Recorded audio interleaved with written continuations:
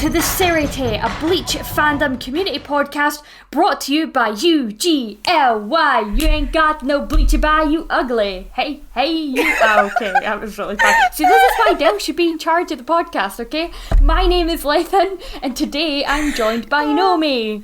Hello! I caught the tail end of your hello that time, so that's okay. Progress. That's progress. Oh, I don't know about you, but like coming away from those outstanding episodes that was Turn Back the Pendulum mini arc, or sorry, the past arc, like coming from that to these, I'm like, oh Lord help us. I know, and we have got some good things coming up. It's just these three were very kind of mediocre episodes to come into after all the hype that we had, and I feel a bit deflated after watching these three episodes. Yes, me too. I was like, I actually think at one point I fast forwarded bits of them because I was like, oh no, please no. Oh right, well anyway, let's get started, shall we? Because there was some good bits. We can dig out some of the good bits in these episodes. So let's take it away with those episode recaps then. Okie dokie. So, in episode 215, Defend Karakura Town, entire appearance of the Shinigami, we're back in the presence and watch as a young soul is being chased by hollows in a town not too far from Karakura. As she's chased, the hollows start spontaneously combusting, probably due to the massive amounts of spiritual pressure that is the congregation of Soul Reaper, Traitor, and Arrancar just a scant 22 miles away. Up in the air, there was a stare-off between these Soul Reapers and Arrancar, with Yamamoto making the first move and encasing Gin, Aizen and Tosin in flames, causing Gin to remark that they can't join in the fun. Aizen replies, saying that the battle will be over before they even lift a finger. Meanwhile, in Huecomundo, Ulquiorra and Ohime have a heart-to-heart, literally, a philosophical discussion about the heart, whilst they wait for Ichigo to catch up. Ichigo, it seems, is dashing through the snow. Sand, even. Definitely sand. Cutting down hollows when he faces the execution squad. Rudborn, the captain, and his men, the Rancor, attack, but Ichigo is not alone. In a strong show of power, as they haven't been in an episode in a while, Chad, Rukia, and Renji all appear to take down the execution squad, leaving Ichigo with the path to go after Ulquiorra.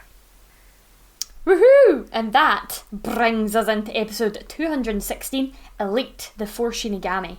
Ichigo turns up to see his good old pal, Ulquiorra, who states that he's had no orders to kill Orihime. However, since Ichigo's kind of a threat, he's going to be eliminated. Just as they begin to cross blades, we're transported back to the fake Karakura town, where Baragan, did I say that right? Baragan? Baragan, yeah. Where Baragan has taken command since Aizen is sealed away. Which is kind of interesting. Looking forward to discussing that part. But anyway, he sends 4 hollows to destroy the towers that are placed at key points across the town. But they are thwarted by the brilliant quad queens that are Yumichika, Ikkaku, Izuru and Shuhei, who's all grown up here. Aww. Omeda is just a little bit shocked to see them and asks if everybody else knew about this plan, which they did. Soifon is sure she told him, maybe she did, didn't. Who knows? It's not important. After the hollows are easily defeated, Baragan sends 4 members of his Fractione to go and take their place. Fucking words. This you got all the names. Honestly, poor Dale's gonna be like listening to this, like just rolling their eyes continuously how bad this is going to be. But anyway, I'm going to do my best. This brings us into episode 217, Beautiful Little Devil Charlotte. In this episode, Gin reflects on how he thinks Izuru is angry and that everything that's happened so far has been good for him. Yeah, okay, Gin. Yeah, sure. Yeah, okay. Izuru faces off against Aburama, who promptly releases his Rexirone, while Yumichika continues to battle with the oh gosh, goodness knows. Am I saying Charlotte? Is it Charlotte? Is that how you say it? It's Charlotte. That's it's the easiest name. It's literally, right, okay, but I'm like, is this Charlotte. might be harder than it actually is? Okay, that's it. Fuck me if I care, though, the names. Honestly, these characters are totally dispensable anyway, from my point of view. The ugly cunt releases an attack. Let me get this name. The beautiful Charlotte, miracle, sweet, ultra, funky, fantastic, dramatic, romantic, sadistic, erotic, exotic, athletic, guillotine attack. I honestly don't get paid enough to watch this bullshit. Needless to say, it's not very effective in the world of Pokemon, and he's then forced to release his own Rexironi, to which Yumichika instantly becomes my Patronus in human form when he starts laughing uncontrollably at it. Using an attack called Rose Blanca, where they're cast into darkness where no one can see them and nobody can see Yumichika die, thank goodness, because turn around, guess what that means? Our beautiful boy Yama can actually reveal his true Shikai, which begins to absorb all the spiritual pressure from this idiot that he's fighting, explaining that when the last petal blooms, this motherfucker will be dead. So, I just have affectionately given them all dick names, because I'm like, they're not going to be here in a couple episodes, we all know that, like, we know who's winning these fights. Yeah. Right? Yeah. I mean, that's not a spoiler, that's just like, this is just what Bleach does. Bleach brings us characters that we don't give a shit about. They get their name, they get their like little bit of fame, and then they're gone. Like, they've gone up against characters that have plot armor. It's Bleach's style, man. Like, so it's typical anime anything really. You need a good villain, but yeah, we all know that we're gonna win in the end. Yeah. I would care more about these villains if we got like more time to spend with them. Like, see, like Ulquiorra, I care about. Grimjow, I care about. Like, these are characters I feel like are built up. We get bits of their backstory. We get to see a bit more of them. They've got personality. These characters don't. They've got gimmicks, and it's the laziest type of writing, which I'll stop ranting about because everybody already knows that this is how I feel about this style. So. Anyway, but I tell you what they are good for. They are good for teaching us a little bit more about the characters that we do love. That's where, even although they are fodder, we get to learn more about the characters that we actually like.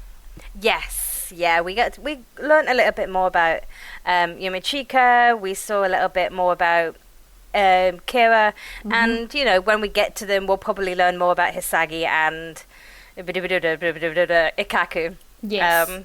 Because that's an interesting point. We've never seen Ikaku's Shikai, and it'll be interesting to see if the next. We have seen his Shikai. We've seen his Shikai and his Bankai.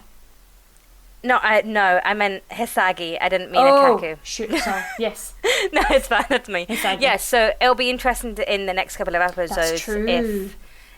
If whoever he's fighting, what's his face, is going to be fodder for us to finally see that reveal. That will be true, yeah. So this is where the fodder characters are fine, because we get to learn more about the characters that we actually like, which is, of course, these lovely gentlemen that are now facing off against them. So yes.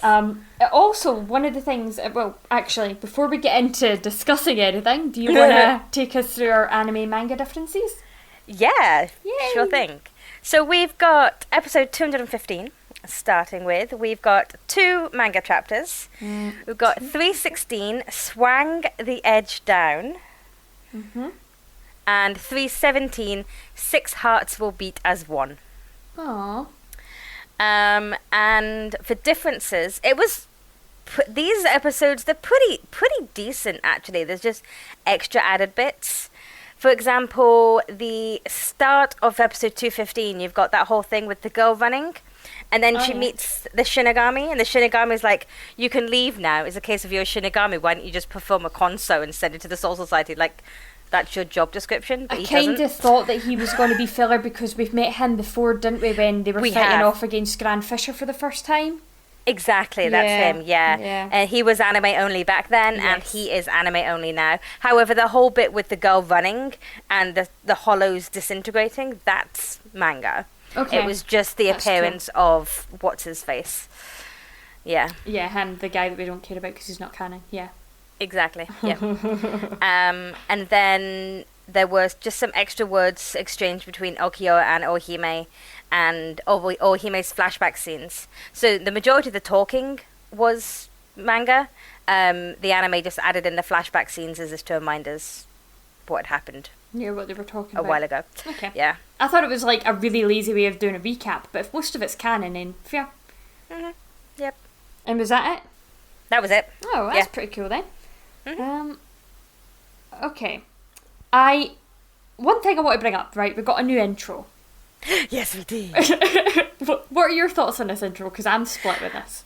I am split. I like the part of this intro that I like is the fact that it takes Rukia, Oihime, and Rangiku and makes them like this really cool girl band, and they're singing, and I love their outfits and their style and how that part's done. Mm-hmm.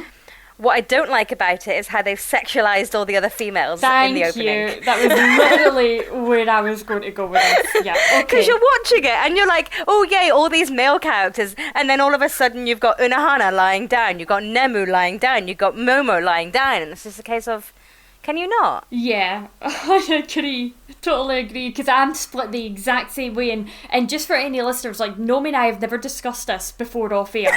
This is our first time bringing it up, and we've got the exact same view. I have the exact same notes written down here where I'm like, I love Orihime and Rukia especially. I love the fact that, like, their style is reflected in their uniform that they're wearing. Like, Rukia's got half her shirt untucked. Mm-hmm. And like I like those little touches like that. It's quite nice to see. But I didn't like I didn't even recognise Momo when she first came up. Like, I was like, who the fuck is that? Because like straight away, because it just is never, it's just not a position or style that I would ever have expected her to be drawn in that kind of way. But yeah, other than like Yachiru and Yoruichi, I think they're the only two that aren't sexualized in it. The rest of them all are, and I'm like, God damn it, Bleach, can you just not? Yeah. Yeah, anyway.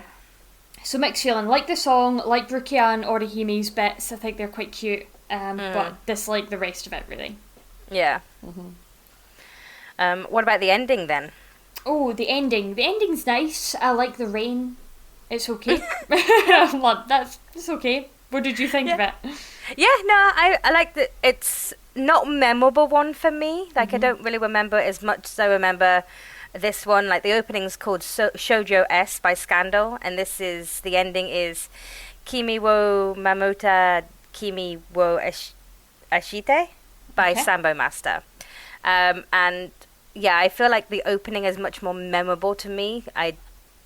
The ending's one of those ones that it's a case of, oh yeah, this is from Bleach, but I wouldn't be able to tell you where in Bleach. Yeah, that's fair. I mean, only Vero can do that, eh? If it's a bloody quiz that we had last year for the server. We had this quiz last year, right, and we done like a round of like Bleach and intro and outros, and Vero got like, did she not get like 22 out of 25 of them or something? Something like she that. She got such a high score. I couldn't believe it. Anyway, yeah, very impressed. But yeah, you're right. The outro for me was nice, but it's not up there with one of my top tier favourites. But yeah, I'm glad that the filler guy was filler, because see the whole joke about seeing the little girl's pants, I was like, that's just so weird. Yeah. It makes me extremely uncomfortable. Oh, for sure. Yeah, and like, yeah, he just let her go. Like, can you not do your job? Yeah, that too. Like, that makes no sense. Be a Shinigami? Yeah. That makes absolutely no sense. Probably safer in this whole society. Yeah, okay, you may get hungry and not have any friends or family, and life's not okay in Soul Society, but at least she's not going to get chased by hollows every 5 minutes. So, yeah. Yeah, so there's a few things to discuss in this episode then. So, like, Yamamoto sort of like, I don't know, did the Yamamoto encasing them, did that happen in this episode or the next one? This one. This one, yeah. Yeah. I'm thinking, do you think that Aizen and that could get out of that if they wanted to? Like, what's your thoughts right now? Like, could Aizen just decide? Is he deciding to just stay in there, or do you think he cannot get out? No, I feel like he's probably just deciding to stay in there, sit back and kind of... He seems very confident at the moment, but he says that they do nothing and that the battle would end without them lifting a finger. But he doesn't necessarily have that air of confidence that they're gonna win. It could be like, he doesn't say we're gonna win without them lifting a finger. He just says the battle will end without them lifting a finger. Okay, yeah. So I feel like that could go two ways, but he's just happy to kind of sit and wait, maybe he's expecting the battle to kind of wear everybody out, and then they can go in when they're all exhausted and like depleted all their spiritual pressure, and then go in. Yeah, that's a good point. I never thought about that. He's still playing the long game. He's hiding behind he's castled, and now he's hiding his... Oh, that's a clever analogy. Yeah, because we keep using the chess analogies with them. So he's castled and he's hiding behind his pawns now. Yeah, that's a good point, actually. Yeah, I like that. Except that Aizen's way, like, Aizen is effectively the queen on a chessboard, not the king. The king's kind of a bit useless. Yeah. Oh, right. What did you think of, like, Ulquiorra being left in charge of Las Noches? What do you think was a decision made in that? I think there are reasons that maybe more will come to light, because there's no denying the fact that we are going to get an Ichigo Ulquiorra fight. Of course. And I think this Ichigo Ulquiorra fight is going to be one for the ages. Yes. And I feel like a lot is going to be revealed, including, like, Aizen must have had a reason. Ulquiorra's number 4. So it's safe to assume that the 3 we have right now are 1, 2, and 3.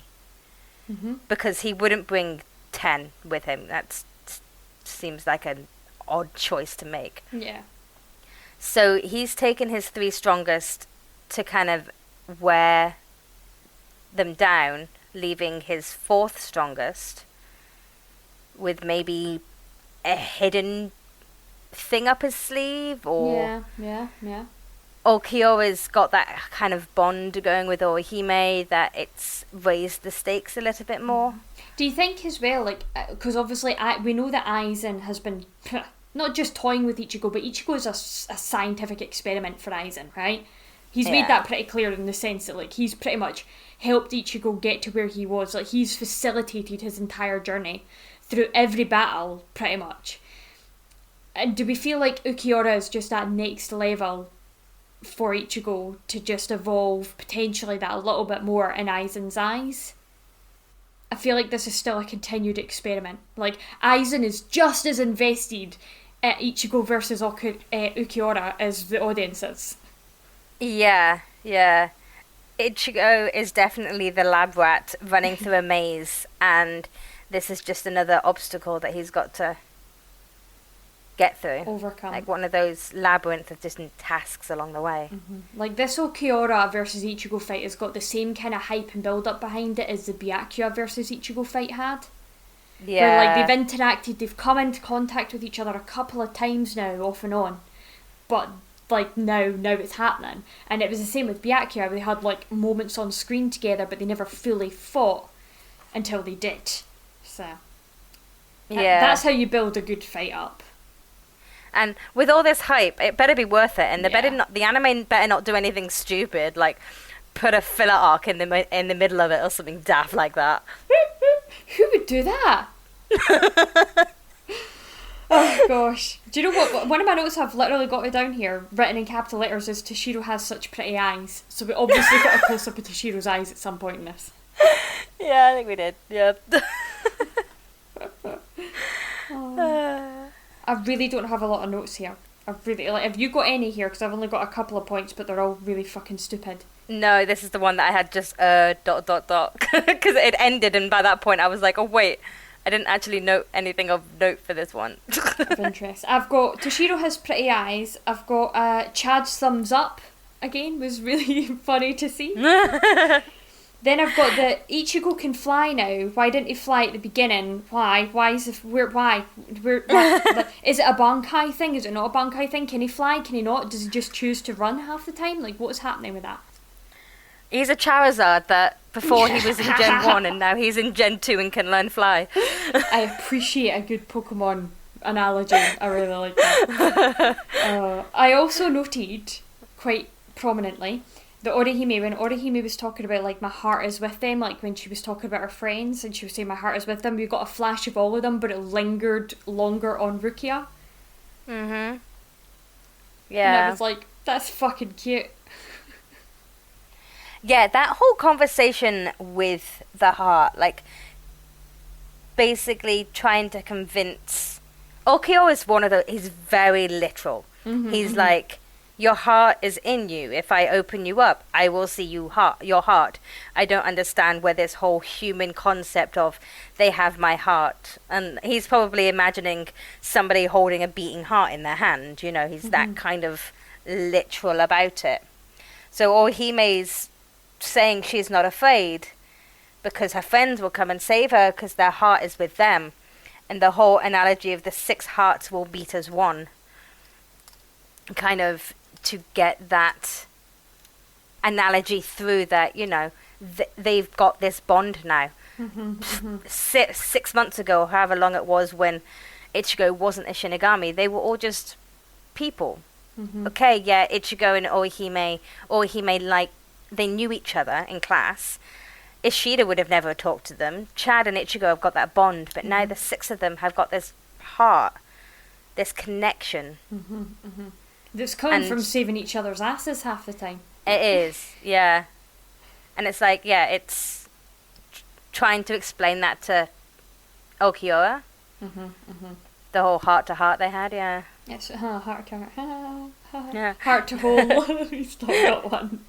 Yeah. Interesting how he brought up his eye, though. He's like... Because... I mean, that part was anime only, because that was one of the extra bits. But he says it in the anime, he's like, this is what means for me, I see everything. So again, that's kind of focusing on his literal sense and how literally he takes everything. Yeah, that's true, yeah. Well, my last note here is literally Rukia saying about Ichigo, oh, that guy needs a babysitter, which just made me laugh. I just love their dynamic. I think they're very good together. Oh, that's great. She just kicks his ass. It's great fun. But that was literally, those were all the notes I had for 215. Yeah. Well, before we get into the next 2 chapters then, let's play the game we didn't play last episode. No, I'm going to be shit at this game compared to Dale, but let's go. So, the game is, you've got to guess who's on the cover of the volume without looking at your covers. Okay. And only by the context of the episodes and the poem. Okay. Hit me with it. So, last podcast episode, we did start volume 37, but the first couple of it were still Turn Back the Pendulum. Now we're getting into the actual meat of this volume. The poem is... And it's really simple. People are not beautiful to me, but flowers are. People are only like flowers when they are cut down. Is it Yumichika? It is Yumichika. That was very easy. Thank you for giving me an easy one.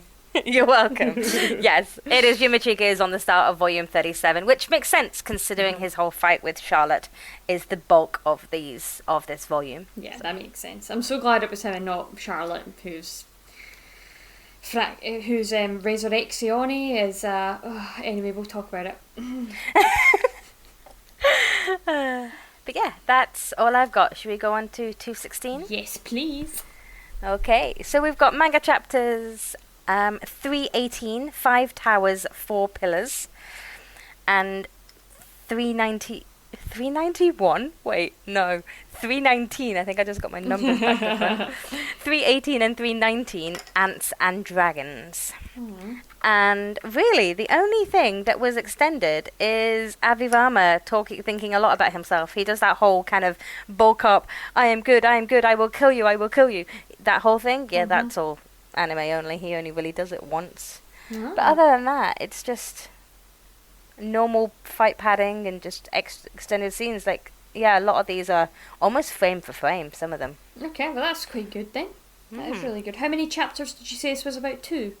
This is 2 as well. 2, yeah, because you tend to find that if a episode has been adapted appropriately, it's usually about 2.5 chapters, right? Yeah. And if it's being filled out too much, that's when you get like 1 chapter. Yeah. That's when it's like, oh no. But yeah. Yes, so when Ichigo and Ulquiorra clash, the colour palette again, I noticed it, same with Byakuya as well before, where it was like that kind of yin and yang, but Ichigo's the dark side, which is very interesting, because you rarely get that in media, where the good guy is representative of like blacks and reds, and the bad guys represented by whites. But I actually really love that they've done that here, and that can even go as far as like the Arrancar's uniforms being white versus the Shinigami kind of black Shihakusho. I know the captains have the white Hiyori, but you know what I mean. Yeah. It's just interesting colour choices. It would, yeah. It is very interesting. And, yeah, because colours is a big... Especially in the anime, they've added all these different colours for the colours of the Bankai and the Shikais and the releases and all that. You don't really get that in the manga. The colours are definitely... But it just enhances it. You've got... And as you say, it's that whole yin and yang, opposites attract. Yeah. Type thing. Yeah, so I took a note of that. And then... This was where Barrigan starts speaking and brings out his throne and everything, doesn't he? So he just has a throne and he's just like rolls out the red carpet and sits down on his throne of bones. Yep.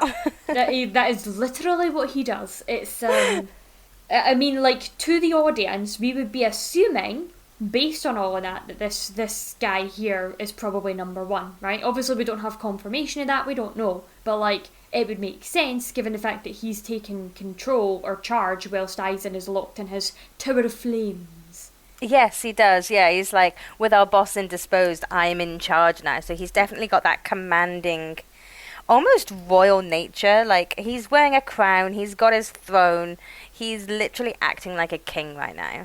Which makes me kind of excited to see his power. I wonder if it has anything to do with bones, because he's sitting on this throne of literal bones. So that'll be interesting. Yeah. But he spoke about Aizen already knowing their plans, right? About the 4 pillars and the fake Karakura and... Yeah, it's like Aizen already knew about it, and then they were to... the way he's also posing it is that he's also thinking for himself, and he's like, okay, so this is fake, it's being held up by these 4 pillars, so if we destroy these 4 pillars... Because their task was to invade the Soul Society and take the Spirit Zone. So then he's thinking, is it even necessary to go for all that trouble? If they snap the pillars, then the real Karakura town will just come back, saving them a trip. So he's got that strategic thinking as well. Or, just laziness. Yeah, it was cool that he knew exactly where the pillars were, though. So he's obviously aware enough, and I'm going to assume this is probably some version of Kido. What they've done, the spell that they've done to hide all this, there's probably some sort of Kido involved. So he's obviously aware enough to know, like, oh, the pillars would be here, here, here, and here. Yeah. And then you've just got Omeda, who's like basically confirming. It's like, good job, Omeda, way to confirm what they were all thinking. I feel like Omeda was used for a little bit of comic relief here. I will admit, I did love the whole like skit of Soifo being like, I told you, and then being, did I tell you? Did I tell him? Maybe I didn't. Yeah. I wouldn't be surprised if you didn't. No, me neither. Because I think that's what I liked about it, is that is totally something I would do. I'd be like, yeah, I'm pretty sure. No, but did I?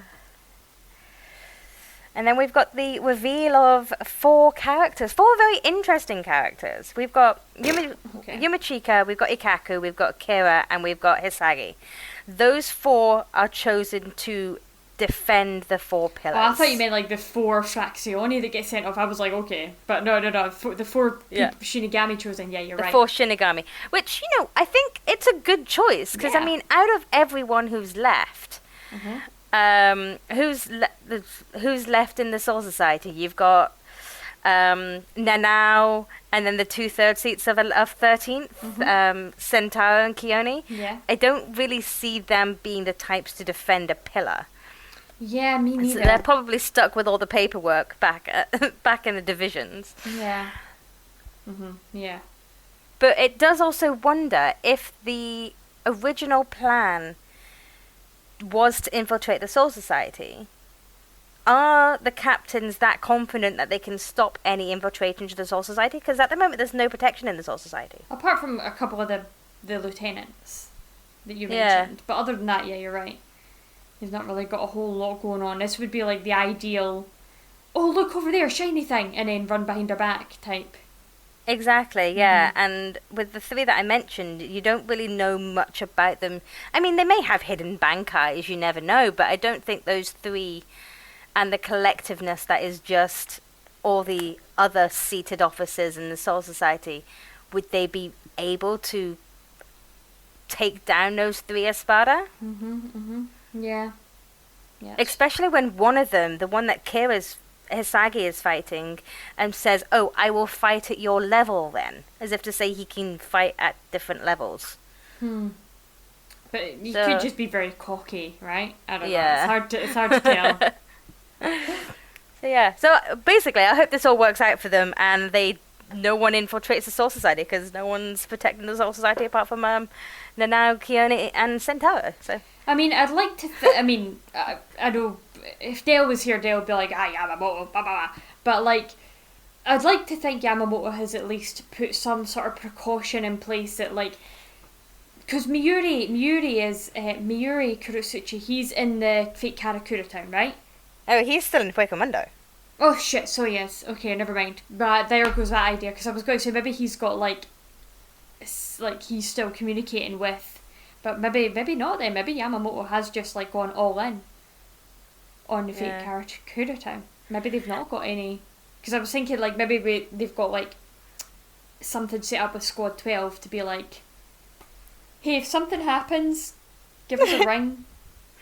Well, do you want to know my headcanon? Go for it. I'd love to know your headcanon. So my headcanon is, he's left behind 3 people who are probably pretty capable at Kido. Okay. And he's also left behind the Kido Corps. We know about the Kido Corps now. Yes. And he's not, this time he hasn't introduced us to a new captain of the Kido Corps who was replaced. So my headcanon is that they're on strict orders to communicate with this other squad that we've now heard of, Squad 0. And that if worst case scenario, and that they fail and the Urankars and the Espadas do actually infiltrate the Soul Society, then Squad 0 is informed. And if they're a promotion up from the normal squads, then they're obviously going to be powerful enough to take on the Espada. That makes sense to me. I like it. That's my theory. That's a good headcanon. That is a good headcanon, yeah. It seems like Squad 0, like, obviously they got called the Royal Guard, so if Aizen his ultimate thing is to obviously get to I'm guessing, take down the king, he wants to sit on that thing we thrown in the sky, whatever the fuck it was he said, but like... Oaken, yeah. Yeah, that's the Wandering key, Oaken's trading post, that's what it thinks of me. Yoo-hoo! But yeah, he was wanting to fill that vacancy in the sky or whatever it was he said, right? But he would need to take down the Soul King or whoever is in the royal family to do that. Is that a spoiler? Did I just say a spoiler? We know he wants to create an Oaken, and we know he wants to... we know that there's a royal guard, right? So that would assume there's a royal guard of some description, right? You can probably make that assumption. You don't have a royal guard without royals to protect. So I would assume that Aizen would want to eventually destroy whoever the potential royals could be to take his throne in that sky that he keeps talking about. So if that's the case, then yeah, Squad 0, if they're the royal guards, would probably have to be notified at some point. So I think your headcanon makes total sense. Yeah. That's literally all I have for this one. Fake all. Yeah. Yeah, the only other things I've got are poor Ikaku's midlife crisis, when he's just, again, we've got another little character, and he's like, oh, who are you praying to? Oh, yeah. Like, I don't pray to anyone. Like, why would I pray to someone? And he's like, wait, he's got a really good point. Who am I praying to? It's just a saying. I've never actually prayed to someone before. so That's actually very good. Does that mean then we've just spoken about, the possibility of a royal family because there's a royal guard, that maybe not everybody knows about the existence of this royal family? Maybe, if Ikaku doesn't pray to them, or maybe doesn't believe in them. I mean, would you pray to a royal family? I don't know, is that something that people do? Usually it's gods, isn't it? Yeah, it's usually gods. I would never fucking pray to the royal family. They can go fuck themselves. If we don't hear from you next week, it means, the UK version of the FBI is come knocking on our door. Yeah. Freedom of speech, not in this country. Right. And then we've got I must admit, I felt really sorry for Azuru when the guy that he's fighting, Abirama, whatever his name is, he's like, oh, you're Gein's lieutenant, aren't you? And it's just his face, and he's like, wait, this guy knows who I am. So Gein must have been talking about him to this dude, or true. Story times with Gein, back in my day, my lieutenant did this. So yeah, I kind of felt bad for Kira at that point because, here he is thinking he's doing his duty, defending. He's lost a really good mentor to him, and then this dude brings up that mentor and kind of kicks a dog while he's down. Yeah. So you're right. It is a shame. I mean, the good thing is though, Izuru's already got the emo look going for him, so he can continue that. Joining the Black Parade type thing. And sulk about it. I really want somebody to create a video with Izuru to the emo kid song, please. Anybody listening out there, I will pay you for it. Like, it's anyway, yeah, you're right though. That was quite harsh. I think Gein talks about him in the next episode, doesn't he? He does, yeah. Which I thought was quite interesting. But other than that, the only other thing I've got for this episode is at the end of one of the manga chapters. It's episode 318. You've got a side-by-side, small, tiny little Omaki panel that Kubo's drawn of Hisagi. And Hisagi's like, my first appearance in so long. And then Kira goes, I hope Hisagi hasn't forgotten how to do this. I love that. That's cute.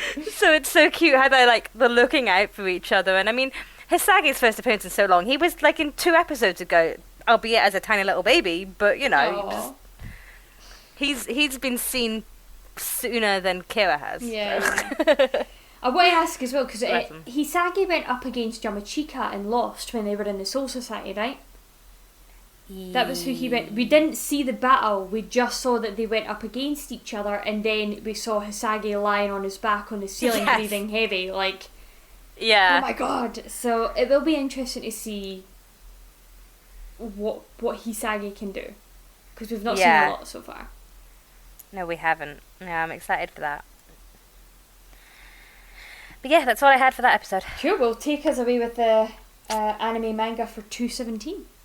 Okay, for 217 we had Manga Chapters 320, Beauty is So Solitary, and 321, Black Briars and Brambles.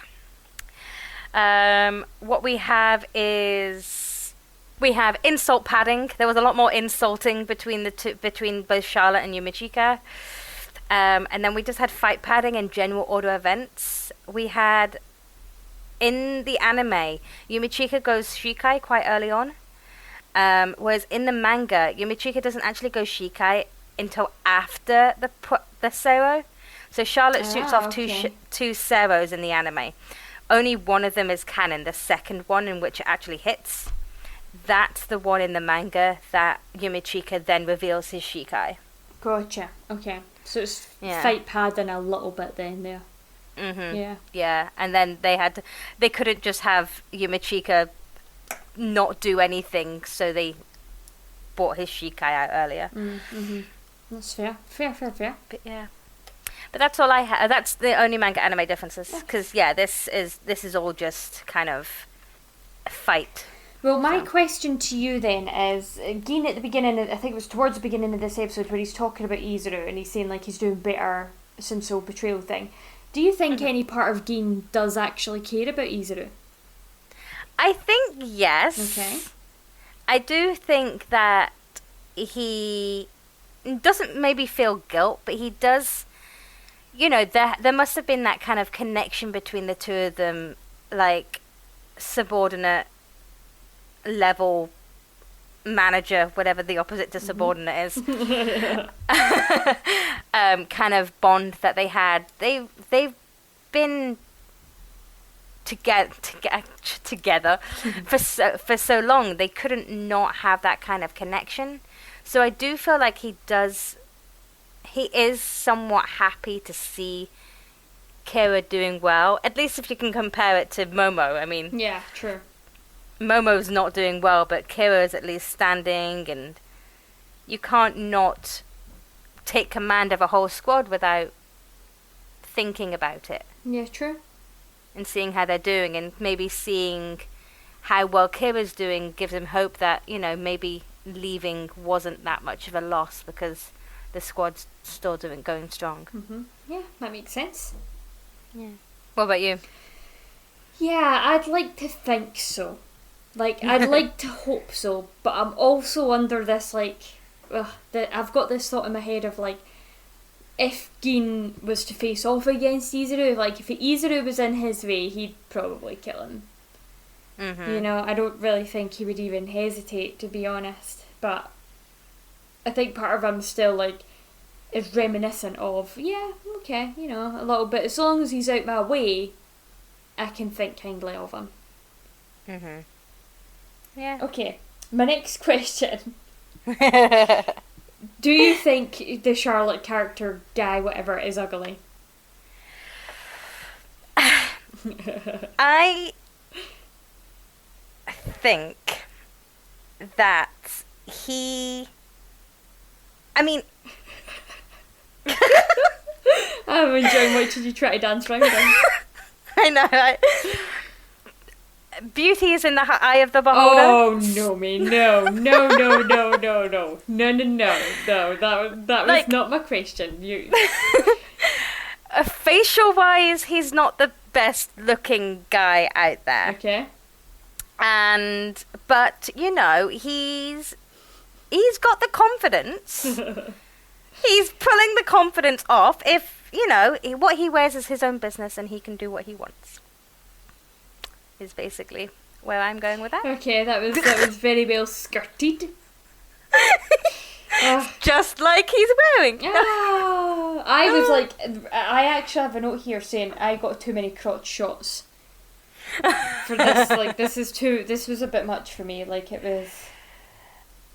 This isn't my favourite fight, and it makes me not like Yumichika as much. Oh, really? Interesting. Tell me why. Because it's just the way Yumichika treats him. Yeah, okay, Yumichika is all for beauty, and he's very shallow. But if someone wants to dress like that, you shouldn't, shut them down. And so, yeah, Yumichika's not being very forthcoming or supportive. I agree with that, especially because we saw that Charlotte opened up to him at points and was actually kind of a bit nice to him at some points, but at no point was Yumichika really reciprocating that, was he? Yeah. Like, you don't go up to a random stranger, even if you are fighting, and say, "Ooh, you're ugly." That's true. It's a case of... Unless you're Yumichika. Unless you're Yumichika, yeah. And, yeah, this is the one fight that really lowers my liking of Yumichika, is just how he treats and how shallow he is. Fair. Yeah. That's fair. However, the thing I love about Charlotte is how he goes all Sailor Moony, and he has his whole anime girl transformation sequence complete with the music. I think it's bloomin' genius, and I love that transformation sequence when he goes to his resurrection. It's very good, yeah. I'm glad they called it a resurrection and not a release, because when we were getting those close-up crotch shots, I was like, please don't call it a release, please don't. Oh. Yeah. Yeah. So I actually took a wee note of this, actually, come back to your point about not liking Yumichika as much. So I actually have a little note here. Look at me being all semi-intelligent. There we go, look at you. Ready for this? I've got here, was Yumichika just doing it to force him to bring it his resurrection faster?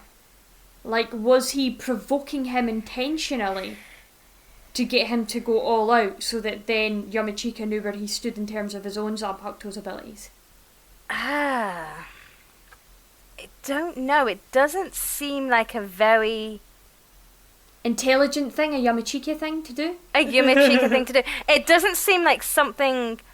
Or maybe it does seem It's like just something me trying the to give him 11th would do. the benefit of the doubt. But yeah, I suppose if you're gonna, if you think about it, right, like they say that you can't fight well when you're in anger, right? So maybe like one of the things that they do get taught in the 11th is to rile their opponents up as much as possible. Not only so that they come out at max strength, but also they're much more likely to kind of make mistakes and you can poke holes in their defence that way. So yeah. I think as well, when you compare that to what we've then found out about Yumichika, that Yumichika's Zanpakuto, the way he calls his Zanpakuto, isn't actually his Zanpakuto's true power. That's true, yeah. So if that's the case, then maybe he never fights at true strength, because the only way he showed this new power is if nobody else can see it. So he's obviously ashamed of it. It looks to be very Kido based.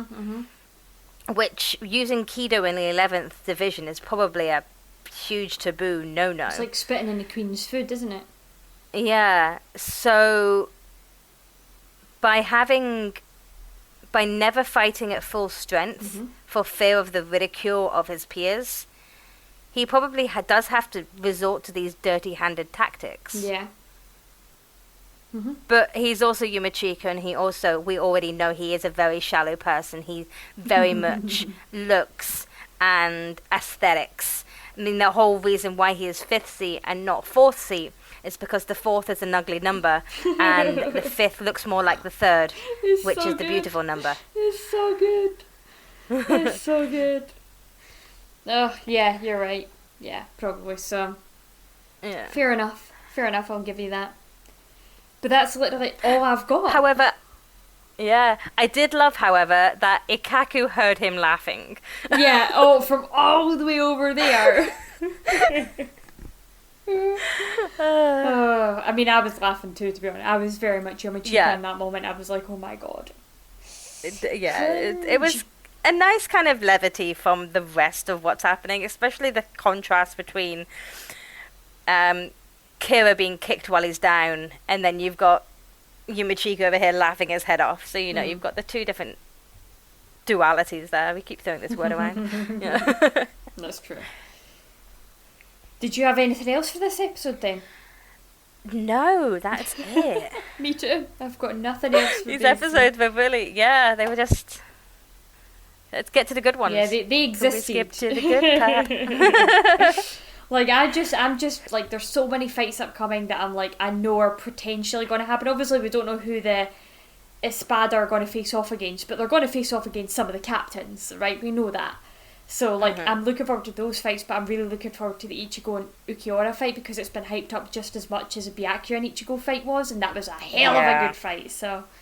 Yeah, this one's been episodes in the making, and, we've got all these captains here. We've still got 3 Espada that we don't know of. We finally got Barragan's name. We don't know anything about Stark. We don't know anything about Halibau and how those 3 powers. We've got captains that, they're not just going to stand around and do nothing. Yeah, we've got captains who's Shikai and Bankai we've never seen as well, so maybe we even get to see some of them. I'm trying to think. I'm like, whose haven't we seen yet? Kuraku is one that came to mind, but we're probably going to have to... We've seen his Shikai. Yeah. I think we've seen everybody's Shikai. Have we seen Kuraku's Shikai, have we? No, not yet. No. Oh, yeah, good point. Yeah, no. We did see a glimpse of Toshiro's Bankai, but we didn't see it in action very well, because Aizen just went, no. So, yeah. So that's still going to be interesting. To see what he could do with that. And then, of course, we've seen Soifon's Shikai, but she's obviously a captain, so her Bonkai might come up, who knows? Yeah. Be interesting. Yeah, it's going to be definitely interesting. And seeing if Omeda can fight, that would be interesting, because at the moment all he does is eat rice crackers. Yeah, that's going to be very interesting. But anyway, let's... Well, actually, no, we've seen Omeda's Shikai, haven't we? Because Ichigo punches through it. It's like a big... It's like that big kind of mace ball thing. Yeah. And Ichigo just decks it. Okay. Anyway, so let's... have you got any other points for discussion, or will we come on to our Shinigami Cup? No, nothing else to discuss. Let's move on to the cup. Excellent. Yeah. Okay then, Shinigami Cup Peroxide Edition. Who wore it best this week then, Noe? My who wore it best is Geen as attempt at captainly concern for his lieutenant. He tried. Yours is very close to mine. Yours is very close to mine. Yeah, okay. I'll come up with another one very quickly. Who wore it best? Who wore it best? The Arankar, I'm going to assume it's an Arankar, might not be, the Frazione that Izuru is facing off against, wearing his Peter Pan Neverland Lost Boy makeup. That's a good one. Yeah. That'll do. What was your original one? It was so close to mine. It was like Geen wearing his affection for Izuru on his sleeve a little, yeah. So it was close. Yeah. Okay, best ship. Omeda and Rice Crackers. He loves them so much he doesn't take in anything else. That's a good one. For this one, I've got Yumichika and Charlotte's eyes. Because like Yumichika's is like a pale pink, like a really pale soft pink, and then Charlotte's eyes are like a really pale aqua kind of blue, and I just thought they'd be cute eyes together, you know? Yeah. If you wanted heterochromia, that'd be a cute duo. Yeah, it would be cute. Yay. Alright then. Pink and baby light blue. Yeah, it's like baby blue and baby pink, really. Yeah. It's cute. Kind of like the colours for the 13th and the 8th. Yeah. Yeah. Very cute. I like our colours, yeah. Alright then, fandom shout out, Nomi. Okay, so my fandom shout out is... because I've missed him already and it's only been an episode, it's Shinji! Hold on, let me look at this. Of course it is, and he's got his tongue pierced with long hair this time. Interesting. Yeah, the thing I love about this is the detail of not only the piercings, but, you know, he's got, small spoiler alert, I suppose, but he's got Zanpakuto toe earrings. Oh. Yeah. Yeah, and it's just the way the shading is done, the shadow in his eyes, just the way they stare at you, and it's very Shinji. And this is by Ajuji _Aju on Twitter. Oh, that's very cute. I really like that. I like the lighting in that picture as well, and the shading, and the detail in the hair. Yeah, there's so much detail in that hair. It's really cool. I love him with his long hair. And it's all like half up, half down. Right, mine comes from DeviantArt, and it is by an artist called Hadchai. It'll be in the show notes. And it is a picture of Yumichika looking very pretty. I'll attach a picture as well. Oh, I like that. I love the peacock feathers. Yeah, he's got like peacock feathers. He's got like a little love heart on his chest, like a painted on love heart, and the colours in his hair are so nice. Yeah, his hair and his eyeshadow and his really long eyelashes. Those eyelashes are beautiful. Yeah. And if you look closely enough as well, it looks like he's got his nails painted too. Yeah. Oh, that's a really good picture. It's a very cute picture. Yeah. Yeah, so soft colours for their soft boy. Love it. Yeah, so please go and check them out. 2 fantastic pictures, actually. Cool. Anything else, Nomi? No, I think that's it. Oh gosh, right, okay. Yeah. Okay, it's weird going from like the bloody long episodes of like Turn Back the Pendulum with 3 of us just absolutely losing our shit over them, of like being 2 hours long, to like these episodes where we're like, they're okay. Yeah, they're setting stuff up. They are. Fine. They are. I mean, we've had a fight, but yeah. Yeah, we've had a cat fight. Right, okay. Well then, you wonderful souls, that is the end of another episode. If you like what you heard and you want to get involved, you can find us by searching for The Serite on Instagram and T Serite on Twitter. Now, Ichigo and Rukia might reap souls, but we are hoping to reap some 5-star reviews, and that is where you come in. Make like our favourite orange-haired protector and Ichigo to iTunes and Spotify to rate us, review us, and make us feel like number one. To those of you listening on YouTube, don't forget to be like Chad and give us a good what you done in these episode thumbs up. We really appreciate it. On the next episode of the podcast, we'll be covering anime episodes 218, Kira, The Battle Within Despair, 219, Hisagi's Shikai, the name is ... and 220, Ikaku Falls, The Shinigami's Crisis. Of course it does. We'll see you then. Till next time. Bye. Bye.